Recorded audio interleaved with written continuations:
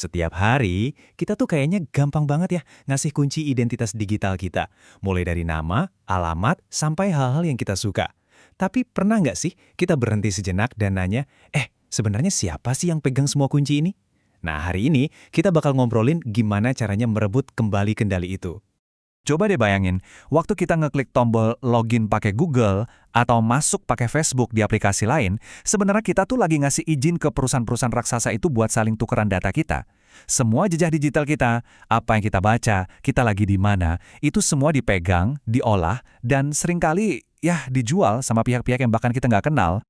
Oke, sekarang gimana kalau kita balik situasinya? Bayangin sebuah dunia di mana kita cuma pegang satu kunci master buat semua pintu digital kita.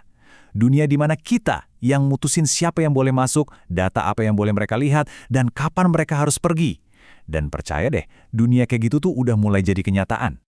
Oke, kita langsung aja kita bedah solusinya. Ada sebuah ekosistem baru yang didesain khusus buat ngembaliin kekuatan itu ke tempat yang semestinya, ke tangan kita. Namanya IDBit. Dan ini janji utamanya. IDBit itu dibangun di atas ide yang sebenarnya cukup radikal. Identitas digital kita itu bukan produk buat diperjualbelikan. Itu hak milik kita, dan kendali penuhnya harus selalu ada di tangan kita. Jadi IDBit itu apaan sih sebenarnya? Gampangnya gini deh, ini itu ekosistem yang pakai teknologi blockchain. Coba bayangin, daripada semua data kita disimpan di satu brankas raksasa punya satu perusahaan, data kita itu justru disebar dan dikunci di ribuan brankas kecil yang saling nyambung. Jadi tidak ada lagi tuh yang namanya penjaga gerbang tunggal. Cuma ada kita dan kunci pribadi kita.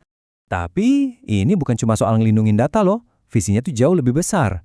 Dengan satu identitas terverifikasi yang kita pegang kendalinya, coba bayangin, kita bisa buka rekening bank, daftar kuliah, atau bahkan beli properti online. Semuanya aman dan super cepat. Keren banget kan kedengarannya? Tapi gimana cara kerjanya? Kok bisa sih ngejamin keamanan dan kendali kita? Nah, semuanya itu berdiri di atas 4 pilar utama. Yuk kita bedah satu-satu.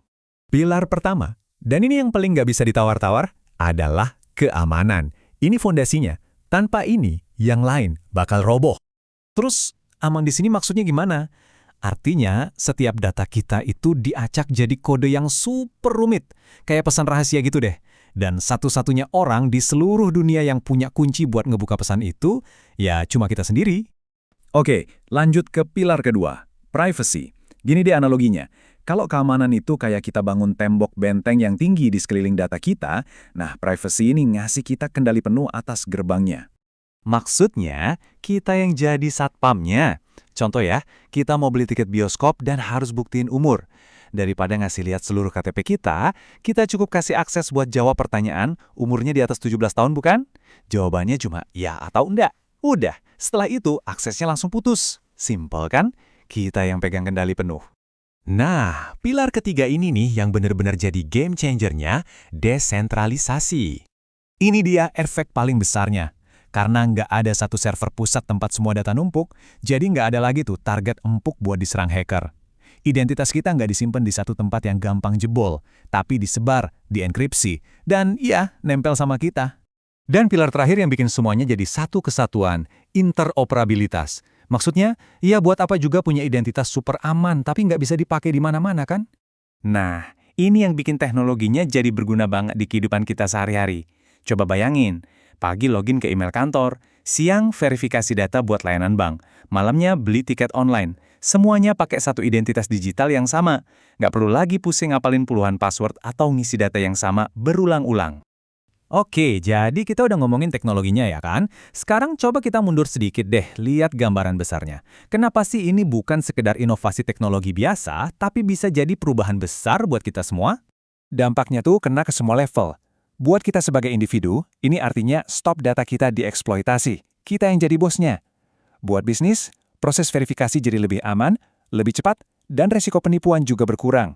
Dan buat dunia, ini langkah besar menuju dunia digital yang lebih transparan, bukan yang isinya pengawasan melulu. Karena pada akhirnya, ini semua tuh lebih dari sekedar teknologi. Ini soal visi. Visi untuk masa depan dunia digital yang jauh lebih baik. Dan ini adalah ajakan buat kita semua. Sebuah pengingat kalau kita tuh nggak harus pasrah aja nerima sistem yang ada sekarang. Dengan ngambil alih lagi kendali identitas kita bisa ikut ngebangun dunia online yang lebih adil dan aman buat generasi setelah kita. Pesan intinya tuh sebenarnya ini. Dimulai dari diri sendiri. Identitas kita, ya aturan kita. Tapi nggak berhenti di situ. Ini juga tentang kita semua, masa depan kita bersama di dunia digital ini. Jadi saya mau tinggalin satu pertanyaan buat kita renungkan. Dengan adanya teknologi kayak IDBit ini, masa depan identitas digital itu kelihatannya benar-benar bisa ada di tangan kita. Pertanyaannya sekarang bukan lagi bisa nggak ya, tapi kita mau nggak ngambil kendali itu?